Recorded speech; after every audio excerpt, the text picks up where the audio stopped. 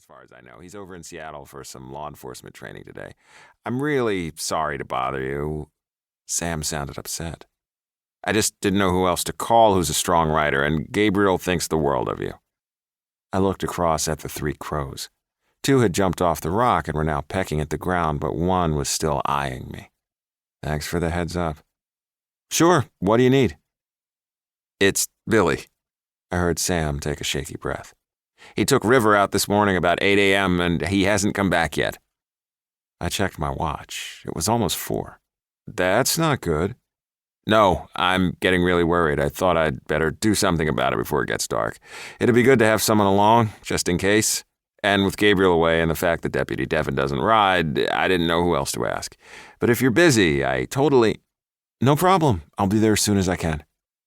Sam gave me directions to the trailhead where he wanted to search. I gathered the troops and headed back up the game trail through the woods to my house. The dogs seemed to sense my mood had shifted and that we were in a hurry. They came along quietly and without their usual reluctance to leave the lake. I had time enough to worry as we hiked home. Billy Odette was the trailmaster for the Thompson stables. He was a Makah man in his 40s, wiry, strong, and an excellent horseman. He'd grown up in nearby Nia Bay and knew the area well. There was no way he'd be out this long, for the horse's sake, if not for his own. I couldn't help but flash back to the murder we'd had in Prophet just 3 months ago. Prophet, to all appearances, was a sleepy little town. It was historically an artist's community.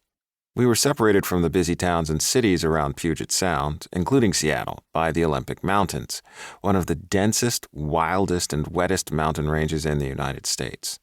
On this side of them, in the open land between the mountains and the western seaboard, the population was sparse. As my mom put it, I'd moved to the ass end of nowhere. You'd think that would make Prophet a safe place to live, but lately I'd begun to see the dark side of that isolation. People moved here who didn't want to be found, me included. Maybe some of those people weren't running from an abusive ex, or even themselves, but from the law. It drew people hoping to hide their sins in the deep shadowed forests of the Olympics. People who came here to escape the rules were especially angry when the local law tried to enforce them, as Mike Bressett had learned. I prayed nothing like that had happened to Billy Odette. When I pulled in at the Clear Creek Falls trailhead, Sam was waiting, with his pickup, a horse trailer, and 2 horses already out of the trailer and ready to ride. Another older red pickup with a small horse trailer was also parked there, probably Billy's. The sight of it struck a note of fear in my soul. It seemed abandoned, bereft. Hey, Tiber, Sam said as I got out of the car. Thanks for coming. Sure. This is Conway and Biscuit. Sam introduced me to a chestnut gelding and yellow mare. Biscuit can be a bit headstrong, but I thought you could handle her. She's fast. No problem. I understood why he'd brought her. The horses you could take out on trail rides were rescues, older and slow. And that was fine with me normally, but today we had a purpose. I took Biscuit's reins and Sam mounted Conway. I could tell he was in a hurry by the tension in his voice and around his eyes, but I took a moment to feed Biscuit a bit of apple I'd brought with me, stroke her jaw, then met and held her gaze. We're going to search for Billy and River. It's important that we find them. I know you can help. Sam no doubt thought I was as weird as rumor would have it, talking to animals, but he didn't say anything as I gave Biscuit a final scratch. She wouldn't understand my words, but she might pick up a sense that this was more than a routine outing, and that would be helpful. I hopped up into the saddle. Did Billy tell you where he was going? There are several trail branches up there.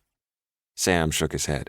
He just said he was going to check out some trails near Clear Creek Falls.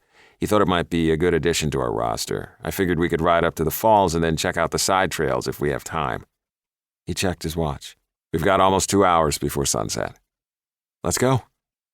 It was a steady 1.5-mile climb to the falls, and Sam led the way. We went as fast as safety allowed, which was pretty fast, maybe 5 or 6 miles per hour. I'd hiked this trail a few times, so I was familiar with it, but I'd never done it in the fall. The air was already crisp with the promise of a cold night, and the woods were dotted with color. We came across a section of yellow birch that had littered the trail with golden coins. Biscuit seemed to be delighted, her step growing livelier when she saw the leaves ahead, and then slowing as we moved through them. She danced sideways, as if she wanted to run, but I sat deeper in my saddle and relaxed my legs, stroking her neck to calm her, and we went on. I kept an eye out for any signs of disturbance on the trail, but didn't see anything amiss. We came upon fresh horse drops.